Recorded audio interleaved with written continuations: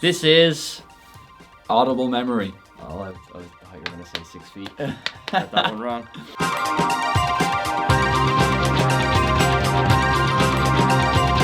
Yeah, recording fun.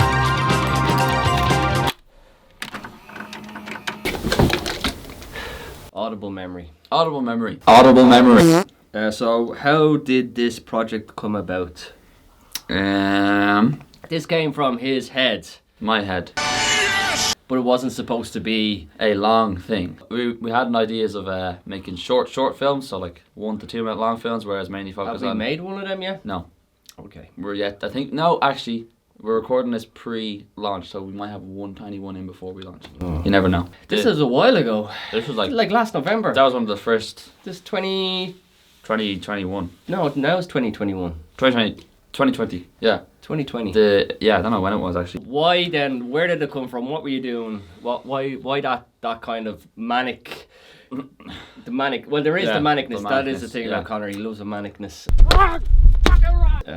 But why particularly the tapes and the recording? Can't remember exactly what it was, but I remember because I never really wrote before. In a sense, this is kind of like the Yeah, he's only the learning first to write. thing. So it was like I wrote the world, like the whole kind of like story in the world in this little. I think it was like 8 pages or something. Like just the word of the world. Well, that's what I was Before the saying script, to you. yeah. I was saying like I'm very, I love this word, pedantic. Pedantic, isn't it? Pedantic. It sounds pedantic. No, there's no order. Pedantic. Pedantic. I think it's pedantic. No, it's pedantic. They're gonna have the actual word. How do you say bidet? bidet? Yeah, the thing that in Italy they clean your bum with the water. Bidet. It's not bidet. Bidet. It's bidet. Google Translate is gonna help us out here. Yeah. B-Day. So basically, I believe that you can't be doing anything unless you have the world sorted first. In any, even for a character in acting or writing, you have to have the whole thing, and that's what we were kind of. And it wasn't when we were kind of pushing it back and forth. It was kind of like first it was really like was it either American or Dublin. That was Americanized, yeah. Yeah, I was like, God, I used to be like, dude, that's American. Yeah, that's the. I personally found that the world was pretty established initially, but the dialect and the kind of characters interacting was weird. But is that the influence of what you were like watching and into at the time? And Yeah, all that I had preconceived images in my head of how it would look and how it would sound, and that was the worst thing that you could have done because then obviously it took like about it took a long while. 3-4 months afterwards to get it to where it was at. Like I had this, because I was more into the filming aspect of it before writing, so I was always having these shots in my head, which you shouldn't do for this stuff. And then I had like, what? No, it's just the hands. I was talking to the hands. So I always go on a flow and he just like does something to like distract. That's really annoying actually. So yeah, I had images in my head and yeah, it was Americanized. There we go. Next. Audible memory. And so that's what we were shooting backwards and forwards about the whole like the dialogue and the characters and all that type of stuff. Yeah. Yeah. Well, not being annoying at Yeah. all. It's not taking things personal at all. It's just annoying when you're flowing. Anyway. So basically, there was a lot back and forth, and then it kind of grew into this fucking monster. Yeah, it was supposed to be, well, not even like the world I wrote in terms of just the story. We could have easily done that within 2 minutes. Like it could have been just. Oh yeah, because it was just a synopsis. Yeah, that's the thing I wrote. That was the thing I was like, oh, this actually feels cool because I remember it was the first time getting lost in writing instead of just writing and thinking about it. It was like, That's pure. yeah, it's fun. It was just like completely. And everything that I was writing was just coming out. So The flow state. The flow state, as he says. I wonder what that's like to get interrupted. Here we go. Next. We're in the I'm dialogue joking. I thing. say the flow state. Oh, okay. It's a joke. Yeah. So when we did that, then this is all so fucking waffly, man. Right. Hold on. No. Let's go for it. You were doing okay. Yeah. Until okay. You're just getting in your head, man. No, I'm not. You're getting in my head. Oh, I'm not. I'm just sitting here having a cup of tea. You just seem so like you're like having a cup not of even tea. listening. All right. No, because when I say something, then you give out to me for saying that. I was like, I'll just stop saying anything because if I thought we were like back and forth having a conversation, it's like, you're of talking. course, yeah. and But I then feel like I'm at I it was 'cause starting to go, and you're like, da-da-da. I'm like, I man. did one thing with the hands. Yeah, but like it was just clear that you were like not attention to it. No, I was attention to it. Okay. But that was like 5 minutes ago. Yeah, and then you're kind of interrupting when I'm like at a point.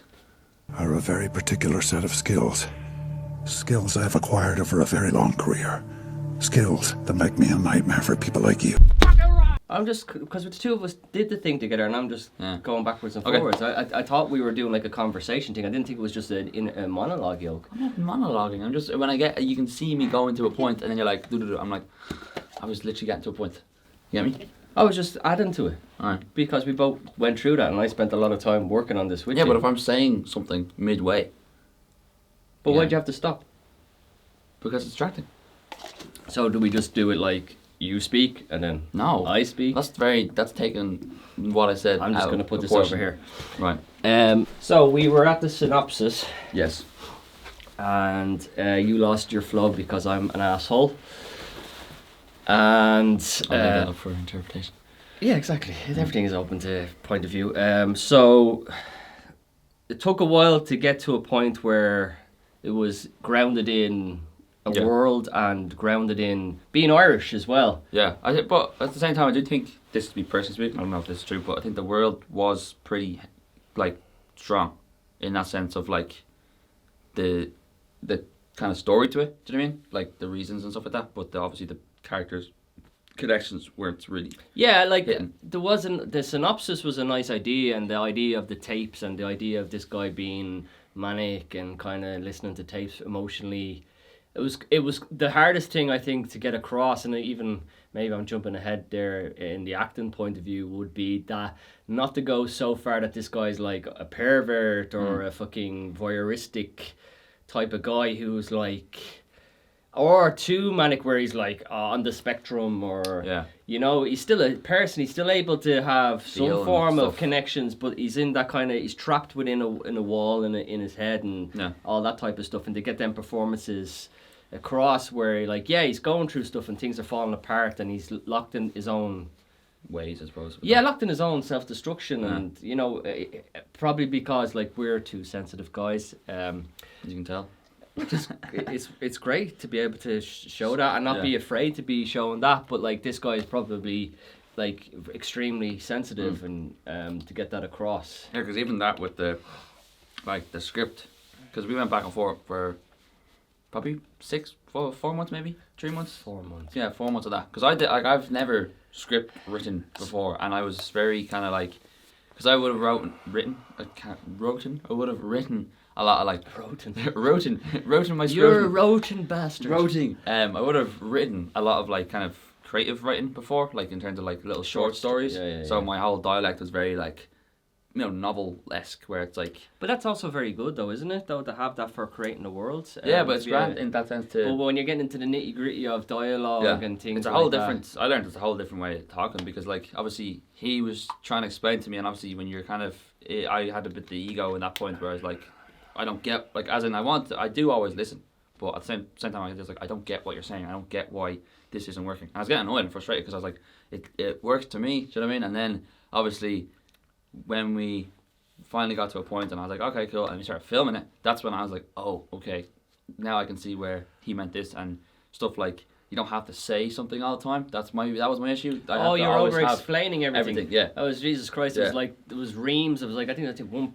Was there one thing that was 15? It was nearly one was really long draft. 15 pages, I think it was, or something. Yeah, minimum 15 pages. Yeah. And I was Conor, as well, that translate 1 minute to every page. So you're talking what was meant to be a short's now going to be 15 minutes long. Mm-hmm. And also, you don't have to explain everything. You also have to trust that on the day, the acting and the moments are going to come, and that if you're there, it's going to work. My whole thing is, if you prep hard enough and long enough, the universe or life will open up doors, I suppose. Well, look at all the locations, look at all the skylines, look at all the things, and you can't plan that, you know what I mean? Well, you can, but it's still going to be potluck. I feel it always comes out to that, you have the anchor of it all, but then stuff we had, the last day we filmed, the fucking, that scenes where he's with the mountains and stuff like that up beside the beach, with the sunset, that that's just chance of luck, but also maybe there's some kind of universe being you've done all this work. Well, that's what I felt. I felt that kind of we kind of earned that. I suppose. Yeah, I really, and I was only getting out my sickness at that point. I was very ill and I wasn't feeling good, and I was still feeling crazy, and I was constantly thinking I was gonna fucking die, which was scary enough as that in that sense. So that was weird. Yeah. So but yeah, it was backwards and forwards, and look, neither of us are fucking. We're not there. That's why we're doing the journeyisms. We want to get to a point where hopefully down the line we'll be at a better level than we are, and we can then look back and go, wow, that's why. And I'm not saying I know shit, I don't. But what I do know from my experience, and it's you have to be in the world. You have to be true to the characters. And you have to cut the shit back. You can't just be having that endless, like... And also, then let's go on to another thing. Okay, the acting.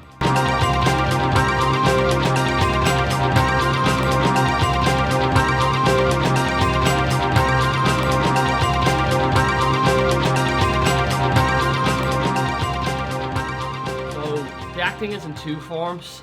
Because there's tapes, we have actors brought in to do the scenes of the girlfriend, the parents' relationship, and the young son is in there at some point as well. And then you have a guy who's going through this journey as well, I suppose. He's just like walking around, basically. Which is a lot of... when you've got no budget, you walk. Walk a lot. You walk a lot.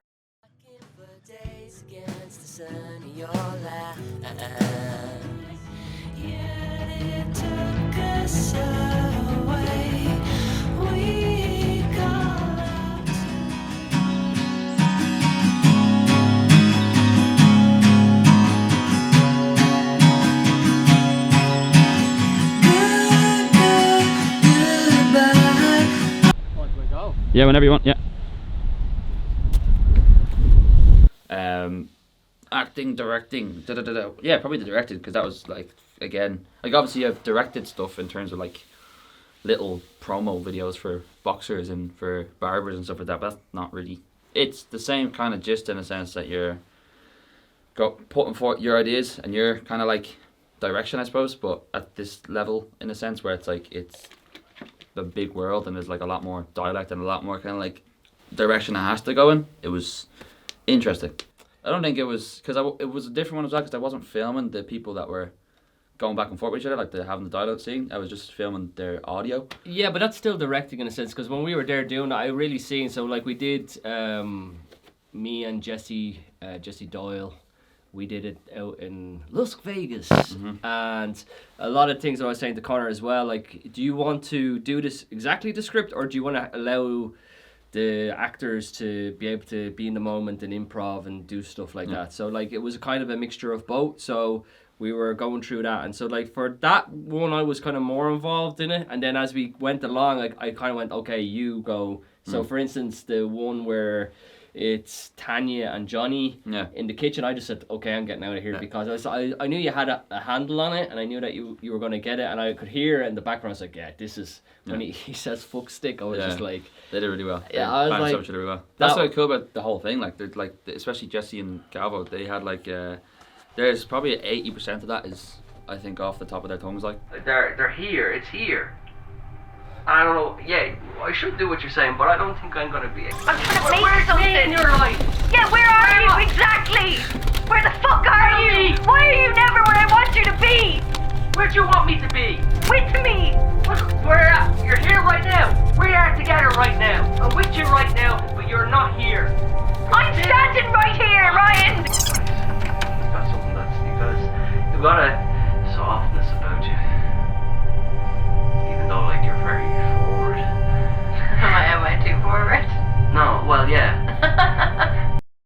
There's some scenes that have the script in it, but the rest of it is all from them coming with their energies and how the world is cool, because I think that's, you know, you can be precious about it, but at the same time, it's like that came from the stuff that we put together. So they were able to do that from that, instead of thinking like, oh, they didn't fucking do the lines. It's and shit. that's what I mean? was saying to you, because you were like, this is my first thing, I don't know what to do. I was like, yeah, well, look, just make a decision. Are you okay with that? Yeah. And one of the great things about Conor is that he's very sociable.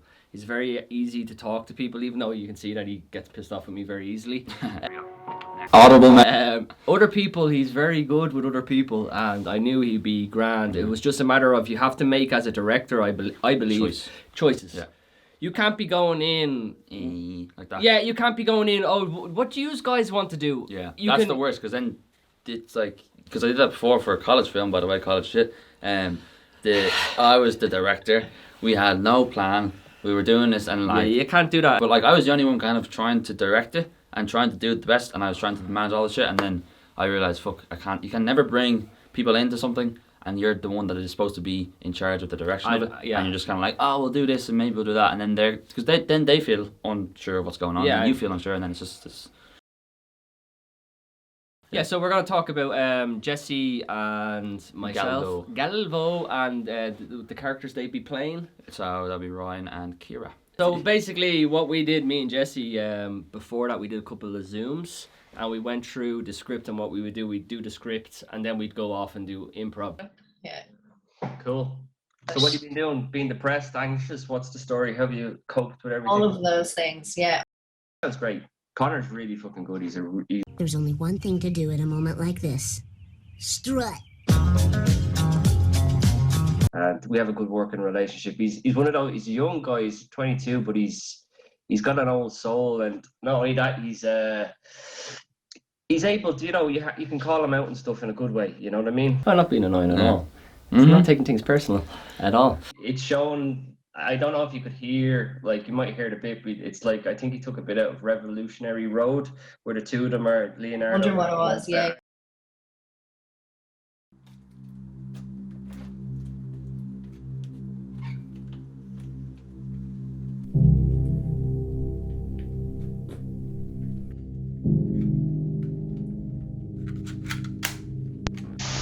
Fucking insane. Do you know what the definition of insanity is? No. Do you? Yes, it's the inability to relate to another human being. It's the inability to love.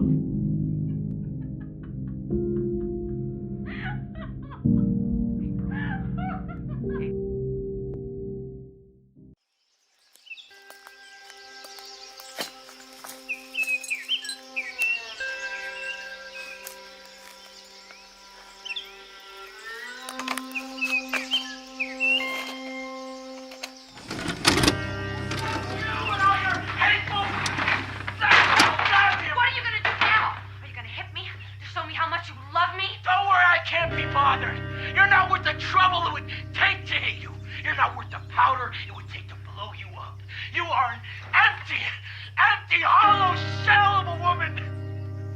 I mean, what the hell are you doing in my house if you hate me so much? Why the hell are you married to me? What the hell are you doing carrying my child? At each other, but it's also going through. So he's going to have all of these cuts of. There's going to be another like mother and father who are going to be in on this, and they're going through all this stuff, and then it'll be him, the father, having. See, like the father basically, like I'll get him to send on the full script. So the father basically like has this problem with women, and that women are all, they at the end they all fuck you over, and the father was an alco, and all that kind of. I met these people. Yeah, well, this is like I know lots of like my father's one of those people. So like, right, let's go then. We'll be out of it. We could be happy, just two of us. I'd like that. I think we both need it. How you feeling about it? I don't know. I kind of always wanted him gone, but now that it's happened, it feels wrong or something.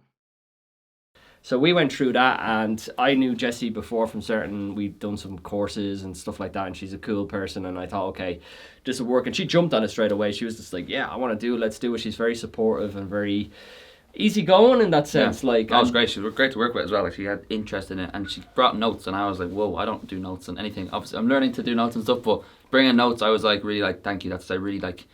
I don't know, shows the interest and also investment in something that didn't have to, because we didn't have any budget really for anything. We didn't have any budget, you know what I mean? So it's just coming out of our pockets, but it was very nice to see that someone took interest in. Oh, and I offered her money as well. And yeah, she said no. Yeah, so that's very nice as well. I thought that went really well. Yeah. I thought it gave across a real connection, and the two of them were there, and even the shyness came across in a good way too. Yeah. And me personally, and I'll interloop this different ways because obviously there's different scenes I'm in. As I kind of alluded to before, I didn't want to play this guy like he wasn't human, like he wasn't a person. He was still able to function. If you're able to still go and buy tapes and still able to go out into the world, you still have to be able to. Still have to be able to function. You're not like I know people who have family members who don't speak, who are fully autistic, and it's hard, and they can't go outside, and they're it's tough. I didn't think he was that type of character. I think he was damaged. There's a heart there that not a heart, just more like a conscious there that he knew kind of where he was, but in terms of like he got lost, and that's what I thought was like. There was some lovely scenes as well when we were doing in Walkinstown, walking down the laneways, and at one point I got really lost in it and came to a wall, and that was actually real. That was a real moment of like, oh, I nearly walked into a wall. I was so in my head. So and as someone that like is there, like obviously I'm in the scene with Jesse and we're connecting and bouncing things back and forth. You're there like. Obviously filming for the BTS, but you're also then getting the audio for it. Yeah.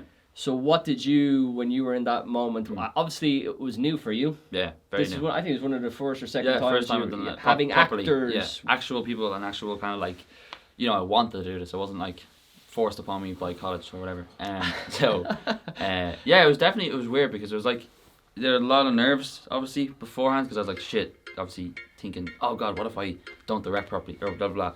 But then once it was kind of set up and it was there, I just went, look, you obviously have the script and you have notes, so I would say go for one run of straight through the script, like just through the actual dialogue, what's on it. And then from there, I kind of was picking up, there's some cool parts I started to say on, and like I was kind of like, you slow this part down because this certain bit will probably be more dramatic in that sense. And then it fasts up and then it goes into this thing. And then they started to, I just told them the second time, go for it again, but then just keep rolling because there was a lot of tension in both. Yeah, there was one in particular I thought, and as well in the Zoom, if you do look over the Zoom for whatever, there's one or two where we went off and I was like, ooh. Yeah. It was almost like we went through all that prep that we went through back and forth to create this world and shape the words and all that, and all it was a launch pad to let two actors let go and be in the characters, and that was it was deadly because some of the stuff that came out was dead, like it was really believable in a sense, like even. But that's it, right? Yeah, believable. Note. No. Am I not allowed to have friends now? Oh, you can have. I've never stopped you having friends. I'm not one of those people. You were always out with your friends. This is not a friend.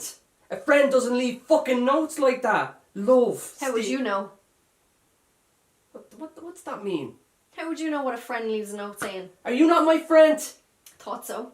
Yeah, do I even leave notes for one of your friends that comes here? I wouldn't leave a note for one of them. What's going on with this fucking thing? This guy's around all the time. You think I don't see things? You don't think I look and see what's going on? You're never here anymore. And now I'm finding fucking random notes with a guy telling me he loves you. He didn't say that. He might as well have said it. He's acting like he's saying it. That's not what you do for a friend, fucking picking them up from... Was he there with you? You said he came all the way from wherever the fuck he was to pick you up, to bring you home. Is that normal?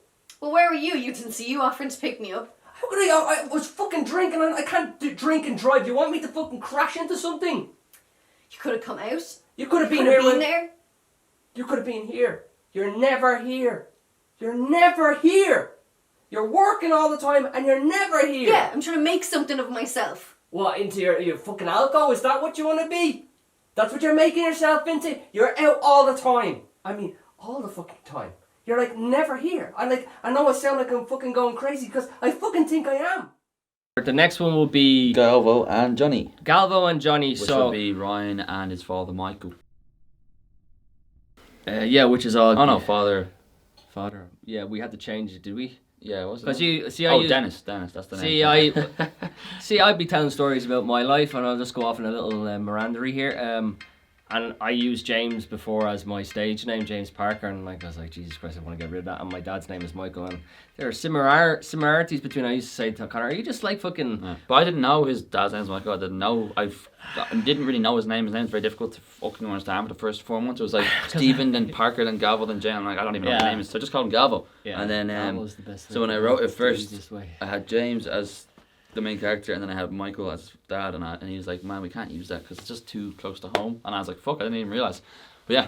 So that day was a very funny day. Was in that boiling fucking heat wave that we had in July, I think it was. Was it? Yeah, it was super hot. It was that whole fucking 30. Did they changed the names, or did they were filming? No, they Oh, were filming. filming, Yeah, sorry, no, I I was went like- off on a thing Yeah, at the sorry, start. yeah, So no. yeah. That was that was November. Oh, that was hot. Yeah, I remember that.